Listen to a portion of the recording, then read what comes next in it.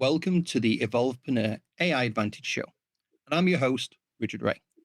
My mission is to help entrepreneurs understand AI and use it to their advantage. Join me today where we dig deep with our guest and get you the best concepts and strategies. Today's special guest is John Morris. John is an artist, author, and coach for the creative mind. He pulls from many areas of life to ensure that those he works with are always comfortable and get the best service possible. Today, we're talking about the power of AI in the startup business. John, welcome to the show. Thank you very much, Richard. I really appreciate it. How are you doing today? Oh, good, thank you. We've got a bit of a time difference, which is going to be the next question, really. John, where in the world are you? So we're actually based on the west coast of Scotland. You're absolutely right. It is just gone 11:13 p.m. here. Everywhere is pitch black. We're in the studio, and we're here especially doing this. And I was super excited to get to do this with you, and I think we're going to have a blast. Oh, I'm looking forward to it today. I say it's first thing in the morning for me. It's a beautiful sunny day. So there we go. Anyway, let's learn a little bit about you first. Tell us about yourself, man, because it sounds like you've done some amazing things. Yeah, I like to keep myself busy. I think if you were to describe me in one word, aside from disciplined, it would be variety. Literally, I like to do things. Again, bodybuilding, been there, done that. Music, been there, done that. Was a youth minister for 15 years. Okay. Now, I'm coming up to 20 years in the world of art, and I'm diversifying a lot. We've got books coming out, we've got businesses coming out, we've got stocks and shares investments, and I really a couple of years ago had reached a point in my life where I was like, I want to make sure that mine and my wife's financial futures are taken care of, Hmm. and started literally studying that, 2 years straight before I made any financial investments or anything. We're now starting to see that, develop and pick up quite massively with AI and everything else. And I appear to be one of the few business people in AI who's now an authority, if you want to call it that, for lack of a better term, having done stuff with Harvard and Yale, that can actually speak on this stuff from the business aspect as well, and comfortably, and also bring an element of fun with it as well, more than anything else, rather than just being very drill. Like I said, based on the west coast of Scotland, and I like getting into different things, and I'm passionate about everything that we really do. That sounds really cool. And as you say, you've worked with some amazing universities. You've become an authority in, the whole concept of using AI in startup businesses. So Crazy. very exciting stuff. So how long would you say you've been using AI?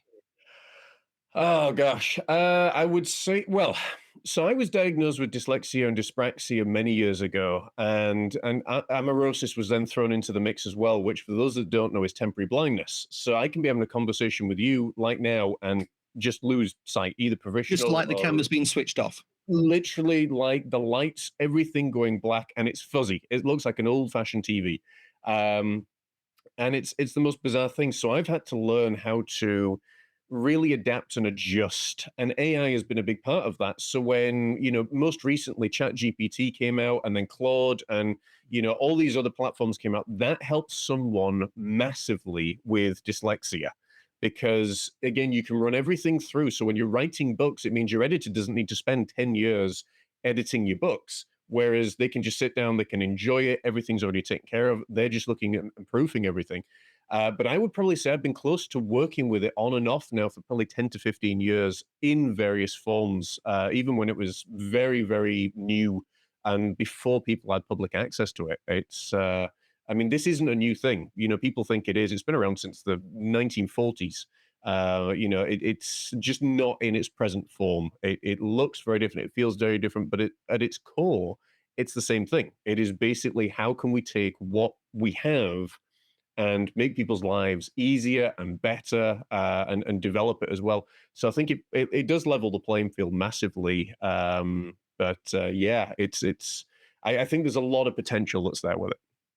This is really interesting. I mean, you talked about having dyslexia Mhm. and other conditions, neurodiversity in various forms.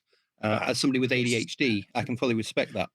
Yeah. Um, it's really interesting when I speak to a lot of people who have some sort of neurodivergence and they're using AI. It is something that really bolsters them and helps them. Is this something you've Yes. seen in other people as well? Absolutely. So again, prime example is people with anxiety, people with because I'm also a psychologist in training. I'll just throw that one out there. So I look at obviously how the brain, what's going on, how people behave, neuro linguistic programming, et cetera, et Mhm. cetera.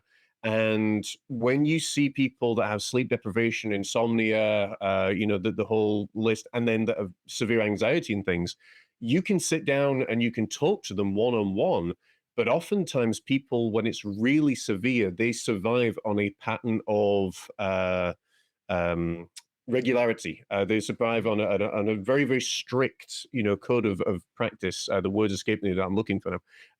And AI has been a big part of that because it helps people in the simplest form be able to order their life, such as even on your phone, lists and when appointments need to be, and making sure you're ready for that appointment and making sure that you're taking rest and all these other things. You can program them in phenomenal ways. User-friendly website now for people specifically that have dyslexia or other forms of, I don't want to call it infirmity, call it a superpower if you want. Neurodivergence, for the sake of Yeah, a better word. absolutely. Yeah. And that has been a big thing as well. I found honestly when writing, because I've been working on a series of novels for the last decade, and honestly, when ChatGPT came out, I felt honestly like it started to level the playing field for someone with dyslexia.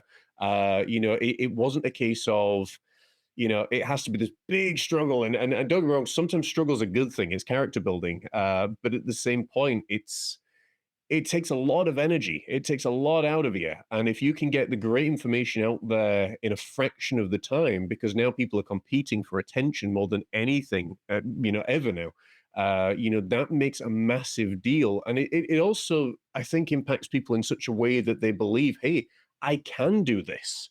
I can write that book. I can, write that script. I can write that Mhm. podcast. Yes, I've got help with ChatGPT or Claude or, any one of the other AI. And obviously, we're touching very briefly on the whole capacity of AI, but having that ability really levels the playing field to the point that you're like, I'm really looking forward and enjoying doing this. It's taking your own words and then just even if you tell it, look, rewrite this in a way that sounds more professional, rewrite it in a way that, again, it's grammatically correct.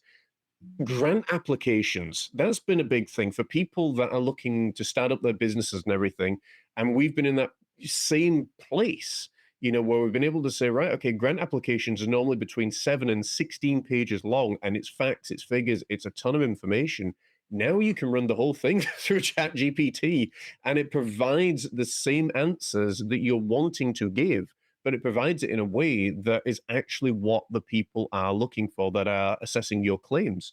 So I think it's been a massive playing field leveler for so many. Good. I find this fascinating because one of the phrases or terms that gets thrown out on a regular basis that irritates me is the whole concept of AI will take all our jobs. And in reality, it's Mhm. not AI that's going to take people's jobs. It's people using AI that may take your job.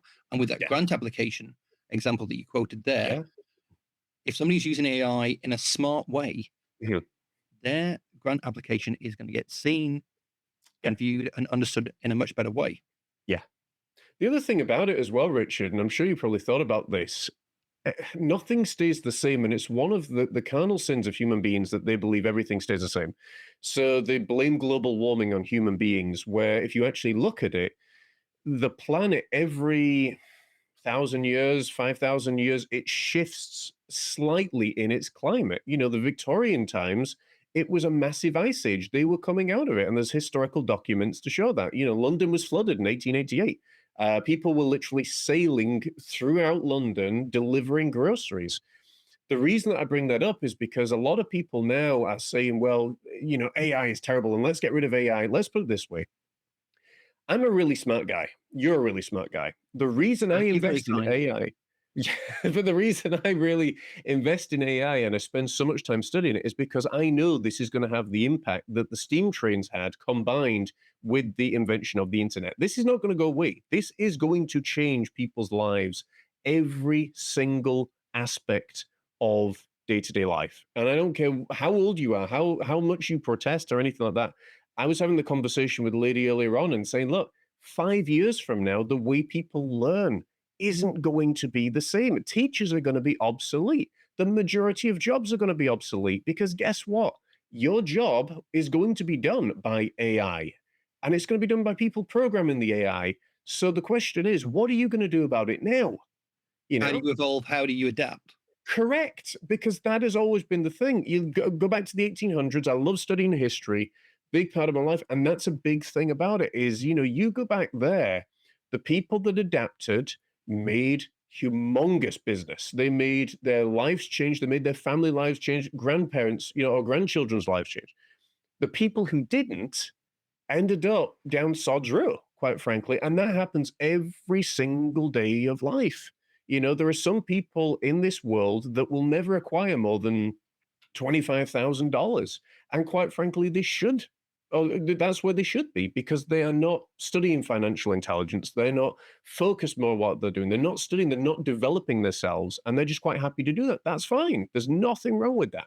But for the rest of us that are sitting there saying, well, hang on a second, I've had, life-limiting illnesses. The colitis is the last one that I'm going to throw into the mix. I've got, my body was with all four, but that was a wake-up call to me to say, right, you don't want to work a 9 to 5 job, first and foremost. You need to have certain things built into your routine, and if you get sick, you still need money coming in. So you study financial intelligence. And when you go from making your biggest years, like, 35, 40,000, maybe $50,000 Australian to, going $150,000 in a couple of years because you started to study, you started to focus, you started to really get this stuff down. That's what I mean by evolving. You either evolve or you die. That is what human beings do. And that's been every creature throughout history. That's what they have done. And again, I'm sure you're very much aware of that as well. So you've made some really interesting references, very much along the lines of how I think when we look at history, the steam train, the internet come along. You Yeah. you look at the printing press as another Yeah. great example, the Yeah. dissemination of information. But there are Mhm. always people out there who are unwilling to evolve, unwilling to Yeah. change. They hark back to the time before, maybe even the time of their parents, and they've had it Yeah. conditioned into them that this is what you do, this is your Yeah. life.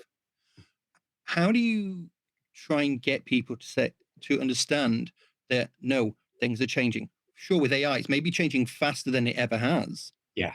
but how do you communicate with them and say, no, this is what you have to do? Because if you don't, as you say, you're in trouble. I think it's an interesting point that you make. The steam train sped things up, the printing press sped things up because again, and they would say that exact same thing. It was, you know, fairly slow to that point. You look at how information has changed, you look at how we receive information. And now, obviously, with the internet, the big question always is it all happening too quickly? And, we broached that topic with many, many clients, with many, many people of this is going to happen, and it typically tends to be the older generations, and you know the close to 50s, 60s, 70s, where they've been in business for 40 years or whatever it is, served in the dad's business, served in the mum's business, and we said, to them, "Great, that's great. You've made a lot of money. Wonderful. Guess what? The billionaires are now the normal thing. You've now got more billionaires pound for pound on the planet than ever before. And it's heading in the other way, mainly because money means a lot less in certain respects than what it did before, but equally because it's easier to acquire now if you know how to do it. Uh, you know, that is always the problem that the king of the hill has only got two choices. At some point, they're either going to stay on top of the hill or they're going to get knocked off the pedestal. And I don't care who you are. If you're not adapting, if you're not studying, if you're not listening, if you're not watching, if you're not keeping your finger on the pulse, you're going to fall down. And for a lot of people, it's a case of stick the head in the sand. And you know the old adage, which is you stick the head in the sand, you can't tell who's going to kick you up the backside. The reality is that if you don't look, and it's almost like pleading for someone, not to jump on the Titanic. It's like, guys, look, this is going to happen. This is already happening. And they said, well, how do you know? Well, I've been in business for 20 years. I've seen this stuff. It's not just, oh, it's just suddenly miraculously come about. This has been around. It's going to be around. Um, And short of pleading with people and saying, look, this is what's going to happen. You paint the worst case scenario, and I'm taking a long time to get to the answer, but you paste the worst case scenario in their business. What would happen if you woke up one day and your chief competitor had all of their business run by AI, or 85% of their business run by AI, and they had an extra 8 hours a day to do something with, because they didn't need to deal with the calls, they didn't need to deal with doing blogs, they didn't need to deal with videos, they didn't need to do with, all of these different jobs that suck our time and take our time. And there's some jobs, again, that you will do for fun. But if you're the one that's still trying to, create or get your message out by leaflet drops, for example, you know as well as I do, that doesn't work. It doesn't work in That's the past. 2024. That is a Yeah, long time ago. exactly. I mean, it's been so long. It's probably about 30, maybe 20 years since that really worked on a mass scale, and it is pricey. Whereas I can go online, I can post in 10 different groups, and I've already reached 1 million people. Wow, there you go. 1 million people see my paintings. How many do you get with leaflet drop? Just local area. So that is the difference. It's having that foresight and that image in your mind of saying, look, where do I want to be 20 years from now? For some people, they have acquired enough money that they never need to work again. Fine, great. I'm so pleased for you. But the world is going to go on. The world will go on beyond you, beyond me, beyond my business, beyond any of our businesses. And it needs to. It's not going to sit and wait. And you can plead with people as much as they want. It really only ever comes down to two decisions. Are you going to do this, or are you not? It's literally that simple. And if you're not, then you give them a prayer and a blessing, and you got to go on. You got to go on your way. It's difficult. So that's segued very nicely into the topic of today, AI with startups. The examples that you've given, these are really great examples. Thank you. If you were talking to somebody who was beginning a startup, they don't know where to start, quite literally, but they've got a great idea.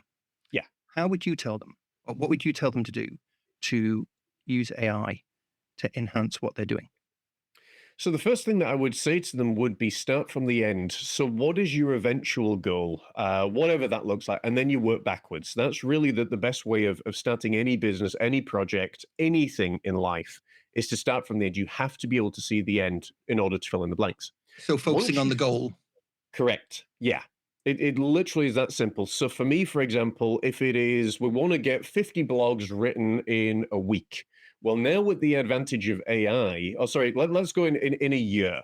But now with the advantage of AI and knowing this, you can write 50 blogs probably in a week.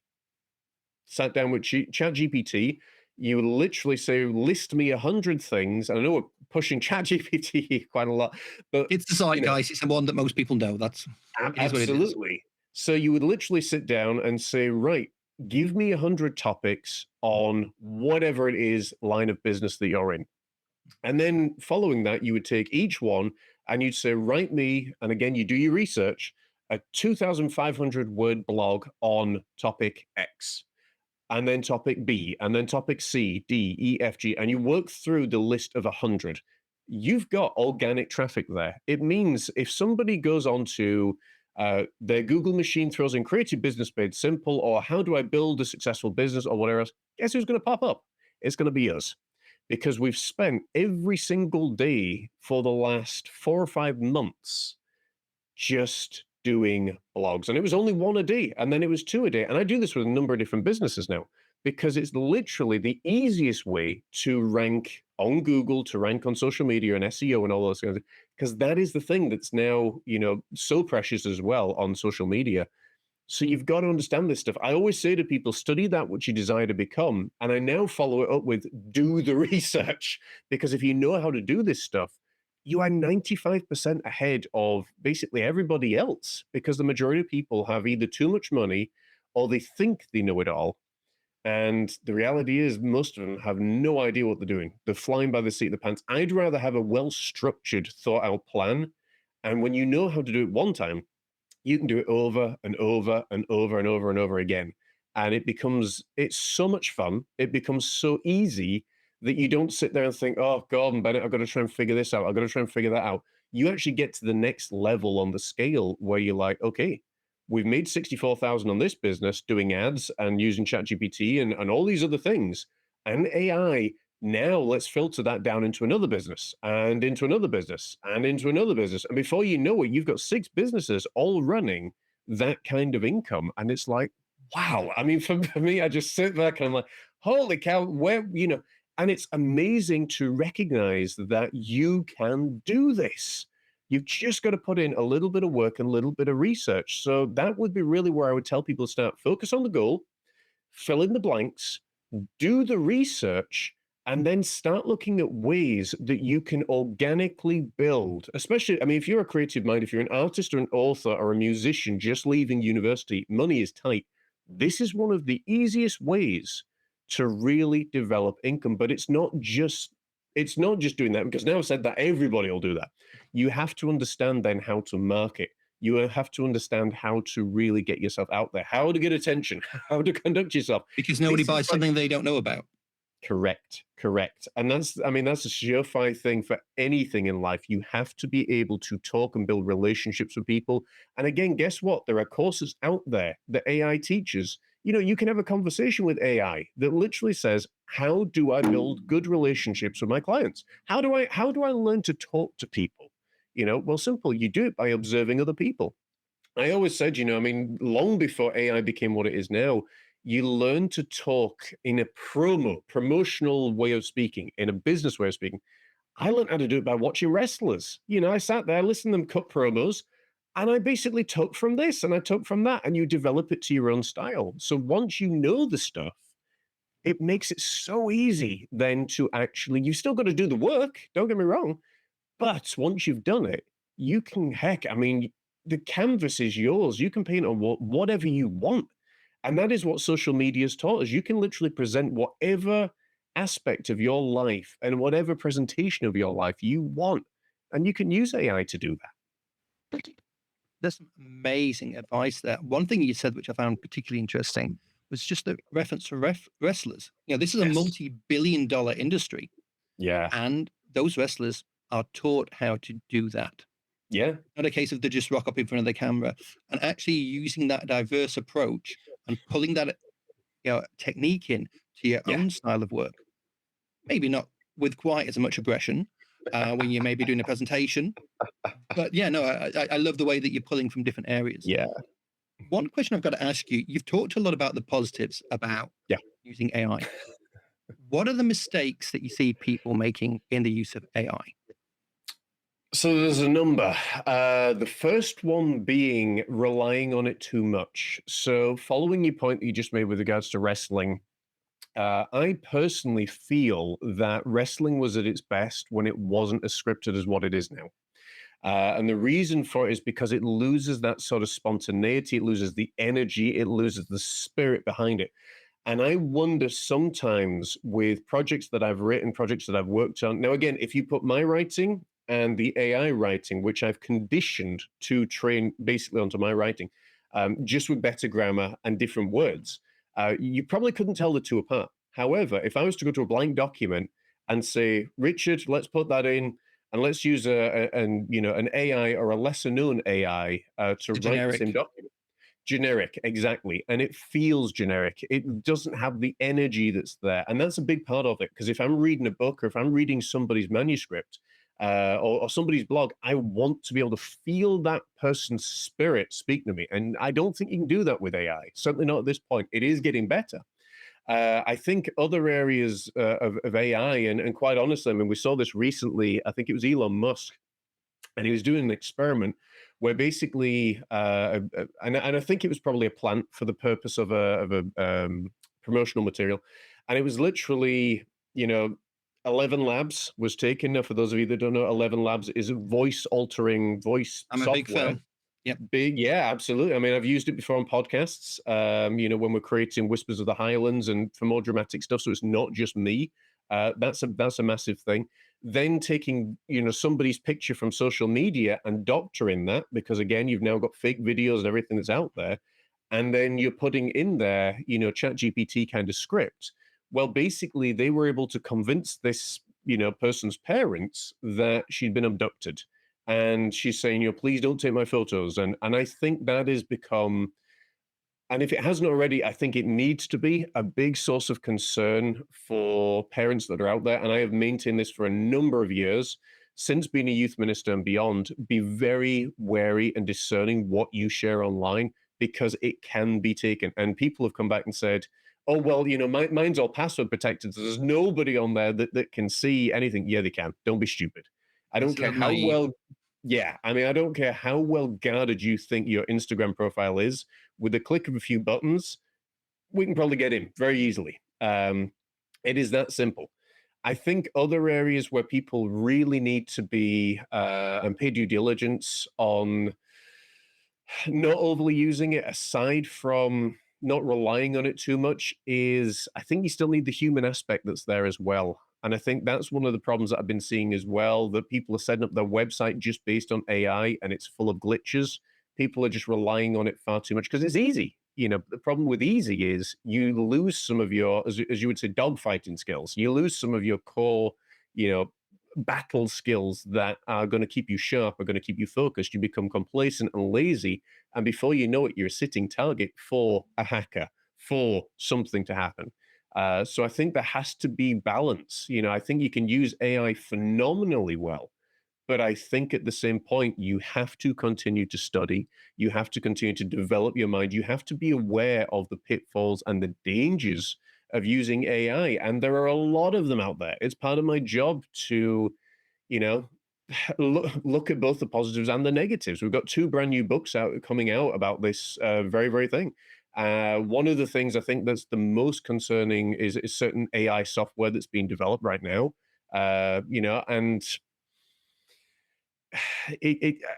yeah, I mean, it's one of the things, basically, do you stop sharing photos of yourself on social media, or do you recognize that there could be photos leaking out of you, out in social media world of you with no clothes on, and people making it look very, very real, but also cloning your profile and pretending that it's you. We've had that recently, and I had to tell my entire audience, I was like, guys, we've been cloned.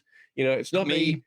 Yep. It's not me. I mean, the person that was doing it was sending Spanish messages and came back shouting and bawling at me. It was like, why are you sending Spanish messages? I was like, well, first of all, let's examine this, shall we? It's like, I don't speak Spanish.